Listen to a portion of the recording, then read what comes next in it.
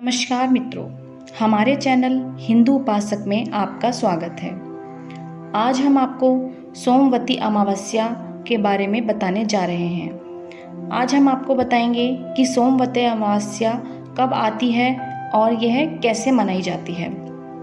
आइए जानते हैं। मित्रों, सोमवती अमावस्या हिंदू पंचांग के अनुसार वह तिथि होती है जिसमें चंद्रमा लुप्त हो जाता है, रात को घना अंधेरा छाया रहता है। हिंदू मान्यता के अनुसार महीने को 2 भागों में विभाजित किया जाता है।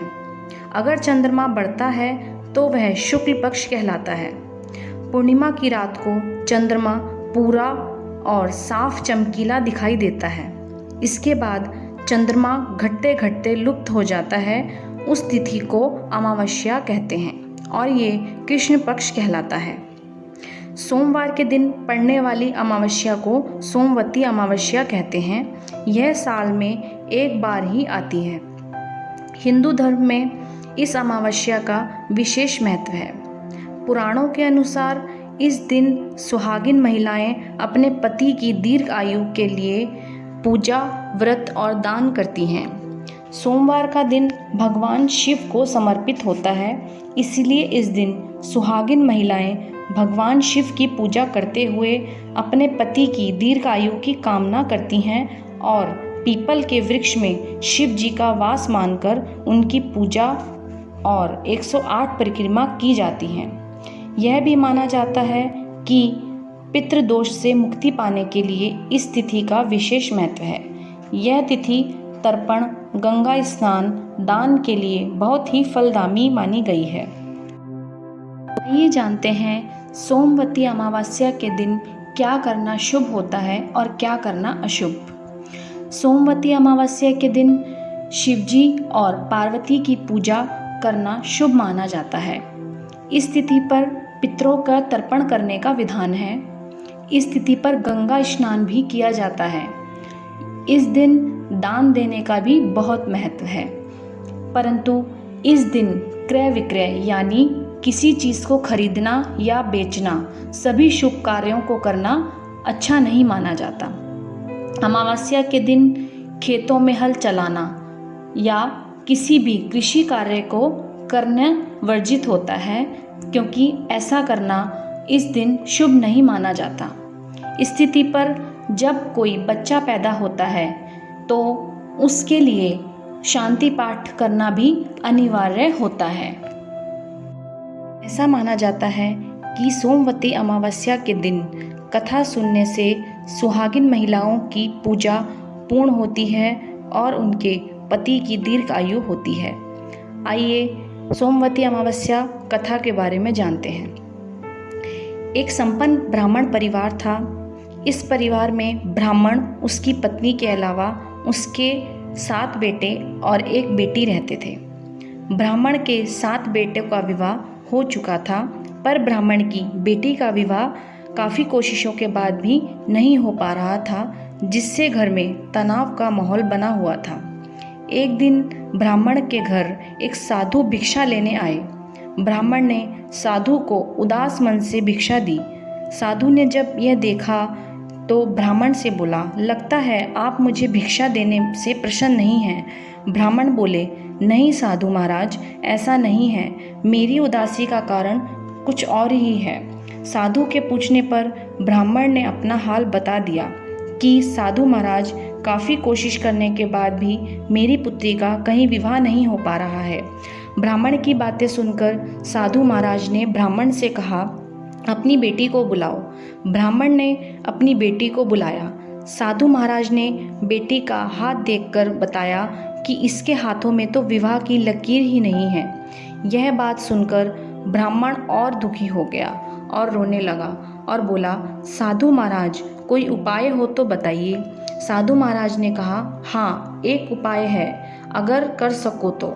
साधु महाराज बोले, यहाँ से कुछ दूरी में एक गांव है जहाँ सोना नामक एक धोबिन अपने पति और बच्चों के साथ रहती है, जो बहुत ही आचार विचार और संस्कार संपन्न तथा पतिपरायण है। यदि यह कन्या उसकी सेवा करे और वह महिला उसकी शादी में अपने मांग का सिंदूर लगा दे। इसके बाद इस कन्या का विवाह हो तो इस कन्या का वैधव्य योग मिट सकता है। यह सुनकर ब्राह्मण ने अपनी बेटी से धोबिन की सेवा करने की वार्ता कही। अगले दिन कन्या प्रातःकाल ही उठकर सोना धोबन के घर जाकर साफ सफाई और घर के और भी काम करने लगी और सारा काम करने के बाद घर वापस आ जाती है। यह सब कई दिनों तक चलता रहा। एक दिन सोना धोबन अपनी बहू से पूछती है कि बेटा, तुम तो सुबह उठकर सारे काम कर लेती हो और मुझको पता भी नहीं चलता।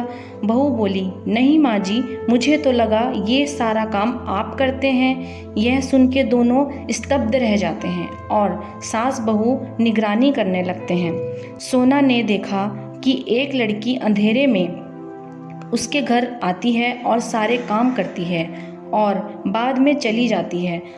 अगले दिन जब ब्राह्मण की बेटी काम करके जाने लगी तो सोना धोबन ने उसका हाथ पकड़ लिया और उससे पूछने लगी, आप कौन हैं और आप मेरे घर में आकर इस तरह काम क्यों कर रही हैं? तब कन्या ने साधु महाराज द्वारा कही गई बात को बताया। सोना धोबन पतिपरायण थी, उसमें तेज था। वह तैयार हो गई। उस समय सोना धोबन के पति अस्वस्थ थे। उसने अपनी बहू से उसके लौट आने तक अपने ससुर की सेवा करने को कहा। ब्राह्मण के घर विवाह की तैयारी होने लगी और सोना धोबन ने अपनी मांग का सिंदूर ब्राह्मण की बेटी के मांग में भर दिया। तभी सोना के घर में उसके पति का देहांत हो गया, जिसका सोना को पता भी नहीं था। विवाह संपन्न होने के बाद जब सोना अपने घर आ रही थी, तभी उसी रास्ते में पीपल का एक वृक्ष दिखा। अनायास ही उसके मन में आया कि क्यों ना इसकी परिक्रमा की जाए। सोना धोबिन ने वहीं पड़े कंकड़ पत्थर लिए और पीपल के वृक्ष की 108 परिक्रमा की और अपने पति के घर चल दी। उधर सोना के घर चमत्कार हो चुका था। सोना का पति पुनः जीवित हो गया था। जब सोना घर पहुंची तो उसकी वधू ने सारा हाल बताया। तब सोना ने पूछा कि इनका देहांत कब हुआ? तो बहू ने जो दिन बताया, उस दिन सोना धोबिन उस ब्राह्मण की बेटी के मांग में सिंदूर भर रही थी। और फिर जब सोना ने पूछा कि ये जीवित कब हुए, तो उस समय वह पीपल के वृक्ष की परिक्रमा कर रही थी। इससे सोना धोबिन ने सोचा, उस दिन सोमवार था और अमावस्या थी और मेरे पीपल के 108 परिक्रमा की। इसका मतलब सोमवार की अमावस्या को पीपल की 108 परिक्रमा करने से मेरे पति जीवित हुए। इसलिए सोमवती अमावस्या के दिन से शुरू करके जो व्यक्ति हर अमावस्या के दिन 108 परिक्रमा देता है, उसके सुख और सौभाग्य में वृद्धि होती है। मित्रों, आइए जानते हैं सोमवती अमावस्या की पूजा किस प्रकार की जाती है। इस दिन विवाहित स्त्रियों द्वारा तुलसी पीपल के वृक्ष की पुष्प, जल, अक्षत, चंदन, दूध इत्यादि से पूजा की जाती है और पीपल और तुलसी के वृक्ष के चारों ओर 108 बार कलावा या सूत का धागा लपेटकर परिक्रमा करने का विधान है तथा धान, पान, साबुत हल्दी को मिलाकर उसे श्रद्धापूर्वक तुलसी और पीपल के पेड़ में चढ़ाया जाता है और श्रद्धापूर्वक उपवास किया जाता है। सोमवती अमावस्या के दिन व्रत रखने से पूर्व मौन व्रत रखकर पवित्र नदी में स्नान करें। यदि आसपास नदी ना हो तो घर पर ही पानी में गंगा जल डालकर स्नान करें। स्नान के बाद सूर्य, तुलसी व शिवजी को जल अर्पण करके गायत्री मंत्र का उच्चारण करें। गाय को दही व चावल खिलाएं। हो सके तो पूरा व्रत मौन रखकर ही करें। अमावस्या के दिन वस्त्र व खाद्य सामग्री का दान करें। रात्रि में पकवान बनाकर पहले पितरों को अर्पण करें, फिर खुद ग्रहण करें। भगवान आपकी सभी मनोकामनाएं पूर्ण करें। धन्यवाद। यदि आपको हमारा ये वीडियो पसंद आए तो लाइक व शेयर करें तथा हमारे चैनल को सब्सक्राइब करें और नीचे दिए बेल आइकन को दबाना ना भूलें ताकि हमारी आने वाली सभी वीडियोस की जानकारी आपको मिलती रहे।